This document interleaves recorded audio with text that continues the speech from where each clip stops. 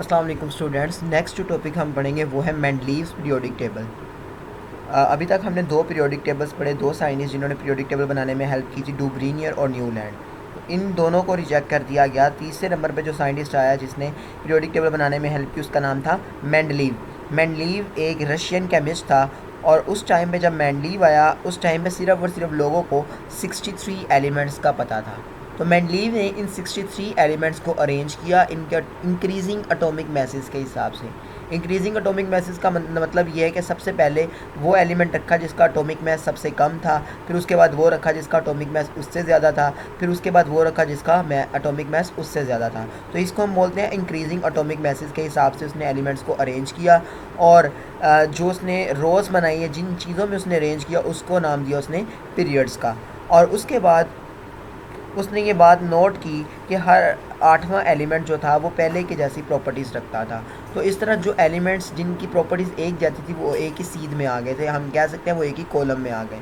तो हम उनको बोलते हैं, उनको ग्रुप्स का नाम दिया गया या वर्टिकल कॉलम्स का नाम दिया गया। तो Russian chemist Mendeleev arrange the non elements only 63 in order of increasing atomic message. Russian chemist Mendeleev ने क्या किया, उस टाइम पे जितने भी एलिमेंट्स का पता था उसे, जो कि 63 थे, उनको इंक्रीजिंग एटॉमिक मैसेज के हिसाब से अरेंज कर दिया हॉरिजेंटल रोज में, जिनको उसने पीरियड्स का नाम दिया। So that element with the similar properties were in the same vertical column. इससे ये हुआ कि वो तमाम एलिमेंट जिनकी एक जैसी प्रॉपर्टीज़ होती थी वो एक ही सीध में आ गए, एक ही वर्टिकल कॉलम में आ गए। और इससे जो एलिमेंट्स की अरेंजमेंट हुई उसको पीरियोडिक टेबल का नाम दिया गया। And this arrangement of the elements was called as periodic table. इस तरह की एलिमेंट्स की अरेंजमेंट को पीरियोडिक टेबल का नाम दिया गया। और उसने ये जो काम किया था इस पर उसने एक लॉ लिखा जिसको उसने मेंडलीव्स पीरियोडिक लॉ कहा। He put forward the results of his work in the form of periodic law. उसने इन सारे कामों का एक पीरियोडिक लॉ बना दिया। और इसके लॉ के मुताबिक, पीरियोडिक लॉ के मुताबिक, मेंडलीव का जो पीरियोडिक लॉ था उसके मुताबिक स्टेटेड एज, और इसके मुताबिक प्रॉपर्टीज़ ऑफ द एलिमेंट्स, मैं इसकी डेफिनेशन को थोड़ा हाईलाइट कर देता हूँ। Properties of the elements are the periodic function of their atomic masses. Mendeleev के पीरियोडिक लॉ के मुताबिक जो प्रॉपर्टीज़ ऑफ एलिमेंट्स होती हैं वो उनके एटॉमिक मैसेज का पीरियोडिक फंक्शन होती है। यानी एटॉमिक मैसेज जो है वो पीरियोडिकली खुद को रिपीट करते हैं और इसी वजह से एलिमेंट्स की जो प्रॉपर्टीज़ हैं वो भी पीरियोडिकली खुद को रिपीट करती हैं। ये कहा था मेंडल ने और मेंडलीव ने। मेंडलीव ने ये बहुत इंपॉर्टेंट काम किया था लेकिन फिर भी इसके काम को भी रिजेक्ट कर दिया गया। ऑल्दो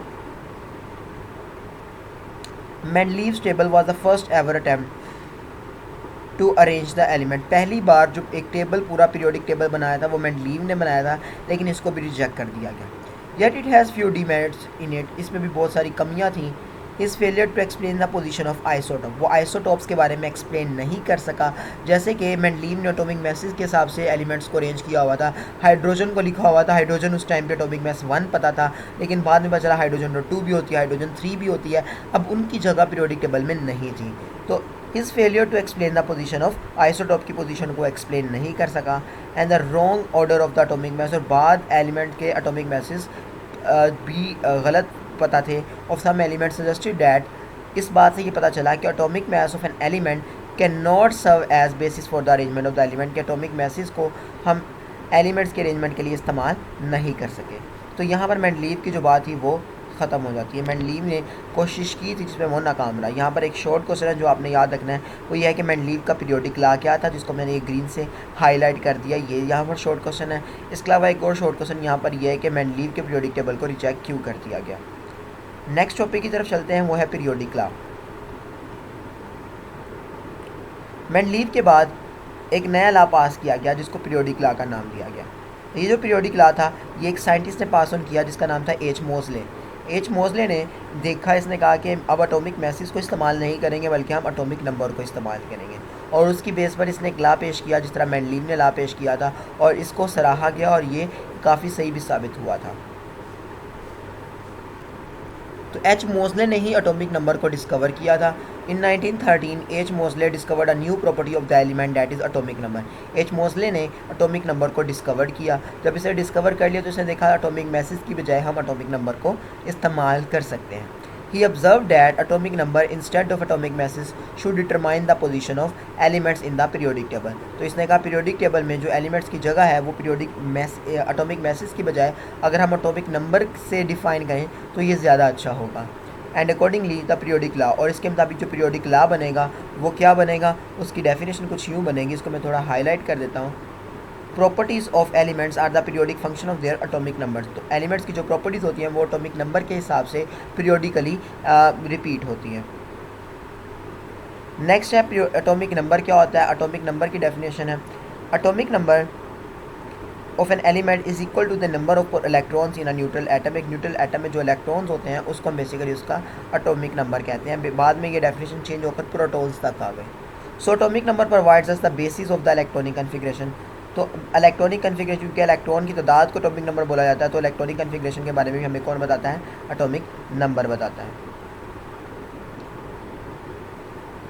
नेक्स्ट हमारे पास एक और चीज़ यहाँ पर ये मैंशनड है कि एटॉमिक नंबर को ही हम इस्तेमाल क्यों करते हैं। तो ये आपने देखना, atomic number is a more fundamental property than atomic mass. Atomic number जो है वो ज़्यादा अच्छी या फंडामेंटल चीज़ है एटॉमिक मैस से। बिकॉज क्योंकि atomic number of every element is fix. हर एलिमेंट का एक ख़ास एटॉमिक नंबर होता है, लेकिन एटॉमिक मैस फिक्स नहीं होता। आइसोटॉप्स की केस में एटॉमिक मैस डिफ़र करता है। And it increases regularly by 1 from element to element, और ये 1 के हिसाब से इंक्रीज़ होता है, लेकिन एटॉमिक मैस ऐसा नहीं होता। अगर एक एलिमेंट का 28 है तो अगले का 35 भी हो सकता है। No two elements can have the same atomic number. कोई भी दो एलिमेंट्स का एटॉमिक नंबर सेम नहीं हो सकता। तो ये 3 रीज़न है जिसकी वजह से हम कह सकते हैं कि एटॉमिक मैस जो है वो एक फंडामेंटल क्वांटिटी नहीं है, एटॉमिक नंबर एक फंडामेंटल क्वांटिटी है। यहाँ पर 3 क्वेश्चन बनते हैं। पहला क्वेश्चन ये है कि एच मोज़ले का पीरियोडिक लॉ क्या था, जिसकी डेफिनेशन मैंने ब्लू से हाईलाइट कर दी है।